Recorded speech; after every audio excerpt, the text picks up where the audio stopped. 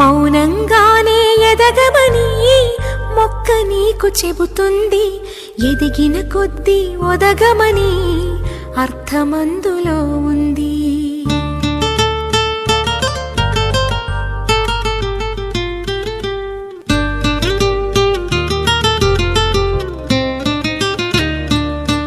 మౌనంగానే ఎదగమని మొక్క నీకు చెబుతుంది, ఎదిగిన కొద్దీ ఒదగమని అర్థమందులో ఉంది.